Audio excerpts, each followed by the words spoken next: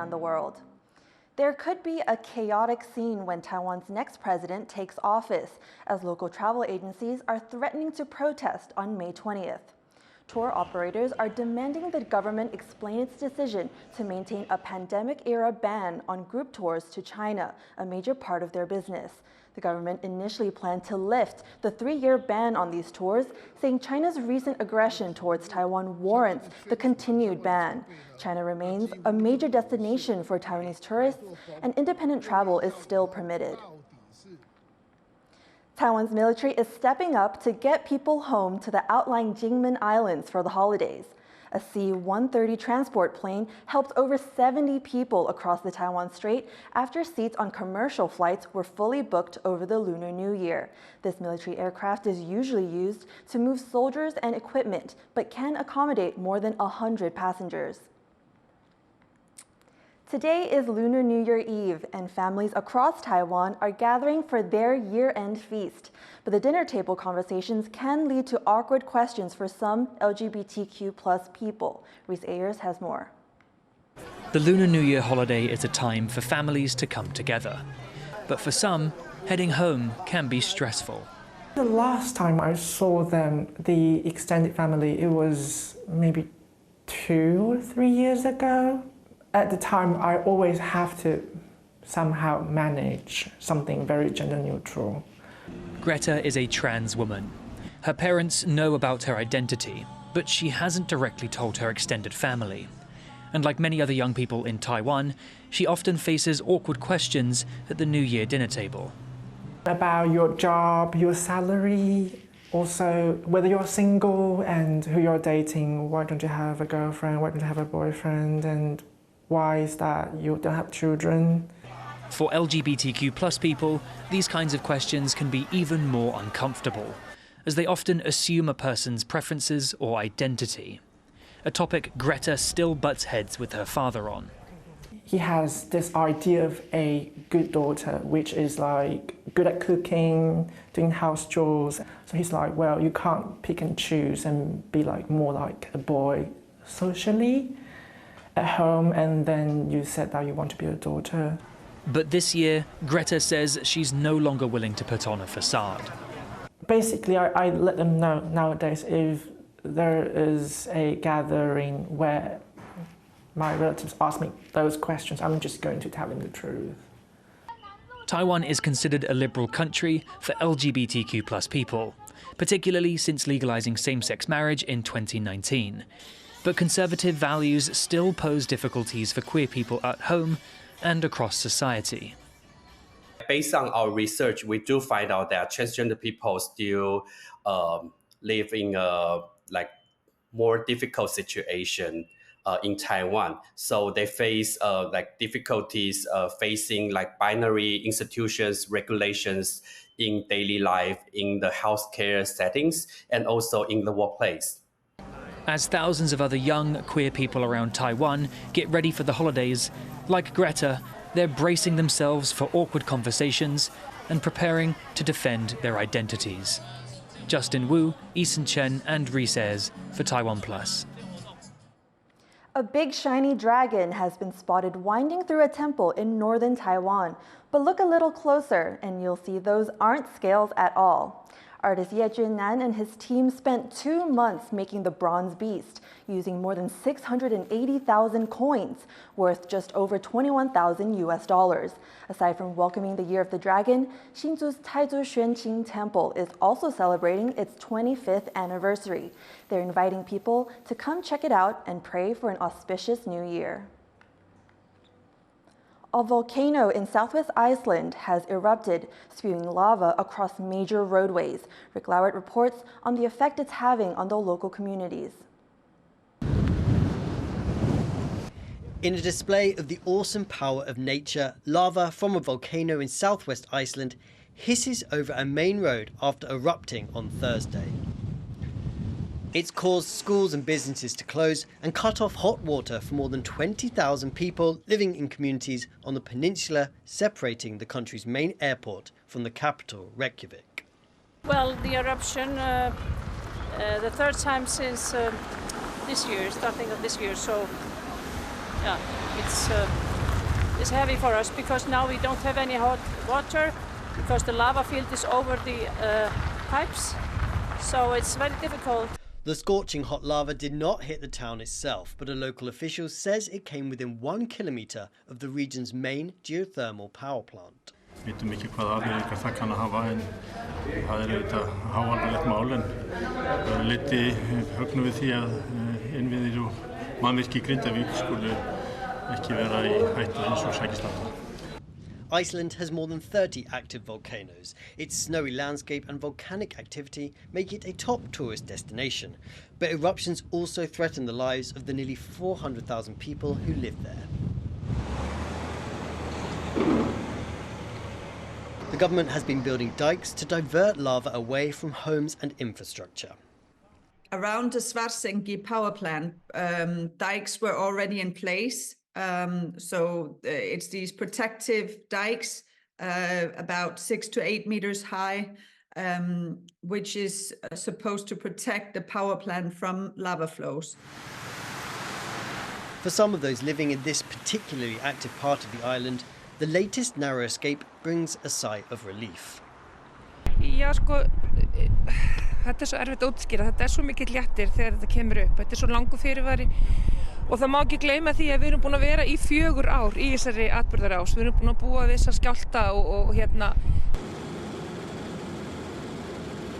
The government here says there are signs that this massive lava flow is now slowing down and that hot water will be restored to the peninsula within days. The people here may have avoided the worst during this eruption, but some scientists say this could be just the beginning of a new era of higher volcanic activity. Leon Lien and Rick Lowett for TaiwanPlus. Global average temperatures have broke through an important threshold, exceeding 1.5 degrees Celsius of warming for a whole year for the first time. The EU's Climate Change Monitoring Service recorded the warmest January in history on Thursday, marking 12 months of average temperatures above the limit laid out in the 2015 Paris Agreement. Scientists say there is still hope because the 1.5-degree limit is for average temperatures over decades, not just 1 year. But they warn natural disasters will continue to get more extreme and more common. We're getting more extreme droughts, more extreme heat events that are happening more frequently. When they happen, they're more persistent, so they last longer, and they're more intense. So we see records being broken much more readily. The world's biggest airborne laboratory has taken to the skies above Asia. We'll tell you why it's here and what the scientists hope to achieve. This isn't your ordinary NASA space mission. It's the world's biggest flying laboratory operating in the skies of Asia to study air pollution. It's part of a team effort by the US, South Korea, Malaysia, Thailand, and the Philippines, with the NASA DC-8 aircraft making its first stop here in Manila. We go about 400 knots, and vertically I think they do like... The lab will fly at low altitude collecting air samples, which researchers say are crucial to detecting pollutants and their origins. What we are wanting to do with this mission is understand all that is going on as it's seen from space, as it's seen from the ground, and this particular in-between layers that in fact we need to understand in order to have policy and regulation that is evidence-based. NASA has warned Manila residents that the jet may be seen and heard, but that there would be no harm to the public, wildlife, or infrastructure.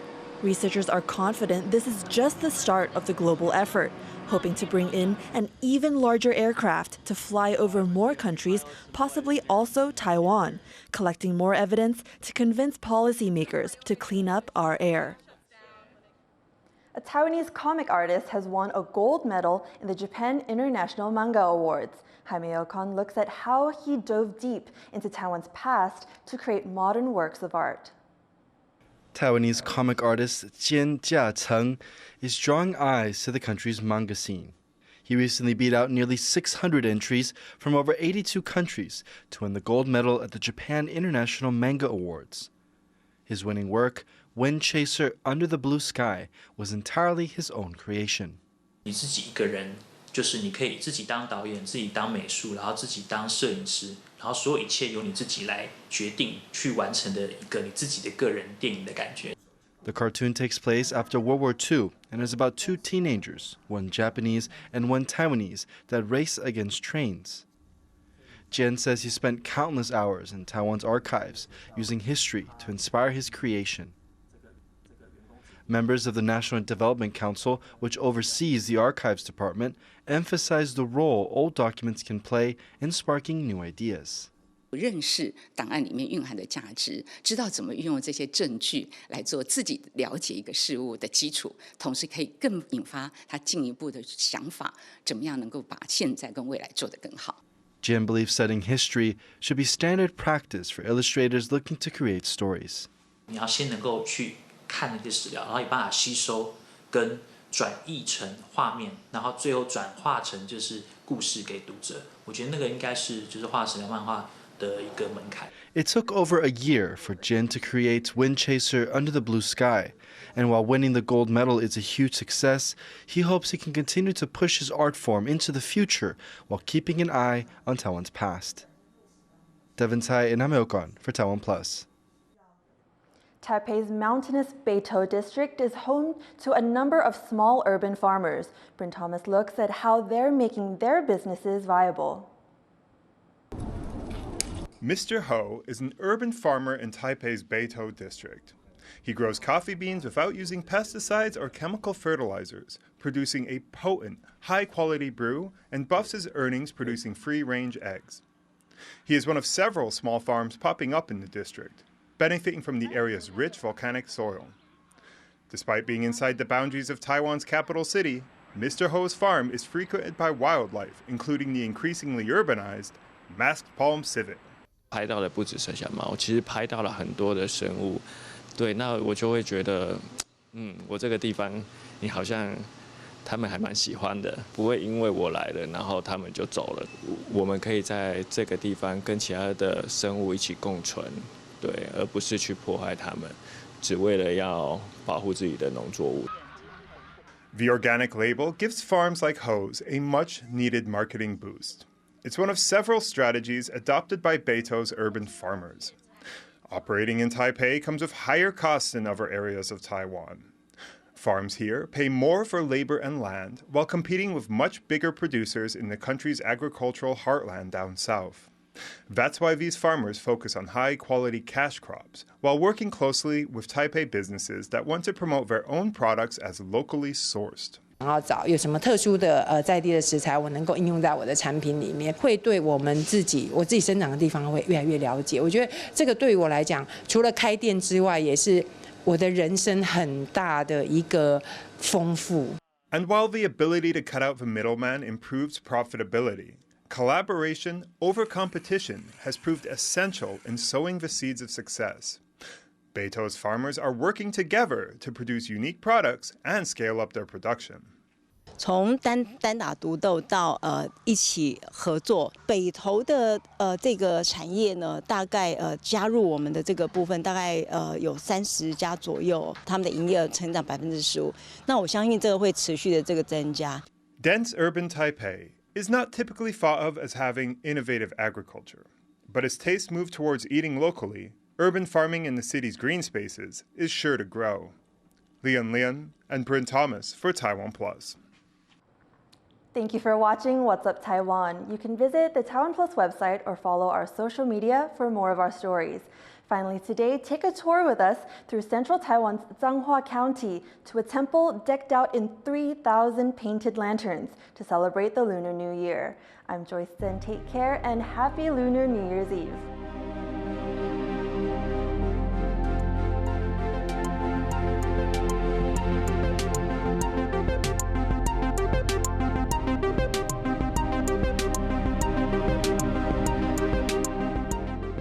For more stories from Taiwan and around the world, download the TaiwanPlus app. Soaring through a sky where dreams fly, like a star in the shining high and bright. Soaring into the year of the dragon. TaiwanPlus.